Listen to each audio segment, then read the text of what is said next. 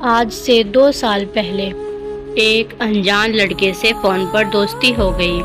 ہماری بات اکثر میسج یا آڈیو کال پر ہوتی تھی۔ ہم دونوں نے کبھی بھی ایک دوسرے کو نہیں دیکھا ہوا تھا۔ اس کا لہجہ اتنا پرسکون، اتنا اخلاص، اتنا اچھا تھا کہ مجھے اس سے محبت ہو گئی۔ جب میں نے اس سے اپنی محبت کا اظہار کیا تو اس نے مجھے ہاں کر دی۔ بات کرتے کرتے ہم دونوں نے ایک دوسرے کو اپنی تصویریں شیئر کی۔ ایک دوسرے کو دیکھنے کے بعد ہماری محبت کی شدت اور بھی زیادہ بڑھ گئی۔ 6 مہینے گزرنے کے بعد مجھے پتہ چلا کہ جو تصویریں اس نے مجھے بھیجی تھی وہ اس کی نہیں بلکہ اس کے کزن کی تھی۔ جب اس نے مجھے یہ بات بتائی تو مجھے اس کی اس بات سے بہت زیادہ دکھ ہوا، کیونکہ میں جس چہرے کو دل میں بسا کر دن رات پیار بھری باتیں کرتی تھی وہ چہرہ اس کا نہیں بلکہ کسی اور کا تھا۔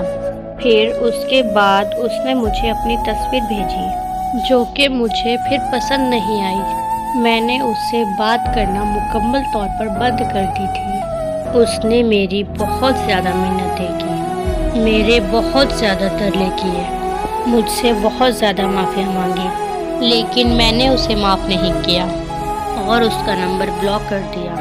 کچھ عرصے کے بعد میں بہت زیادہ بیمار ہو گئی اور بہت زیادہ علاج کروانے کے باوجود بھی مجھے شفا نہیں مل رہی تھی، تو مجھے یہ لگنے لگا کہ شاید میں نے اس لڑکے کو معاف نہ کر کے اس کا بہت زیادہ دل دکھایا ہے، جس بات کی سزا اللہ تعالیٰ مجھے ابھی تک دے رہا ہے۔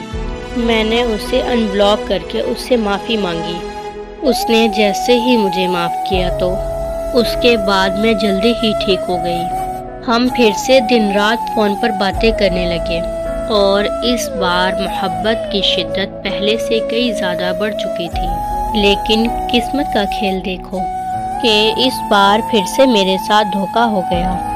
جب میں نے اس کے بارے میں مزید جاننا چاہا تو مجھے پتہ چلا کہ وہ شادی شدہ ہے اور 2 بچوں کا باپ بھی ہے، اور اس نے یہ بات مجھ سے اب تک چھپائی تھی۔ لیکن وہ یہ نہیں جانتا، اسے اس بات کا پتہ نہیں کہ مجھے اس کی شادی کا پتہ چل چکا ہے۔ مجھے اس کے اس دھوکے نے اندر سے بالکل توڑ کر رکھ دیا تھا، لیکن اب یہ حالات ہیں کہ میں اس کی محبت میں اس قدر پاگل ہو چکی ہوں کہ میرے لیے اسے چھوڑنا شاید اپنی زندگی کو چھوڑنے کے برابر ہے۔ اب یہ بات تو حقیقت ہے، میں خود کی نہیں رہی بلکہ دل و جان سے اس کی ہو چکی ہوں۔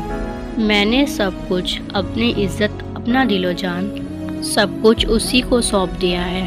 وہ جو چاہے میرے ساتھ کر سکتا ہے، چاہے تو وہ مجھے دوسری بیوی بنا لے یا پھر اپنے ہاتھوں سے مجھے مار کر میرا گلا دبا دے، کیونکہ اس کے بغیر زندگی کی ایک سانس بھی مجھے گوارا نہیں۔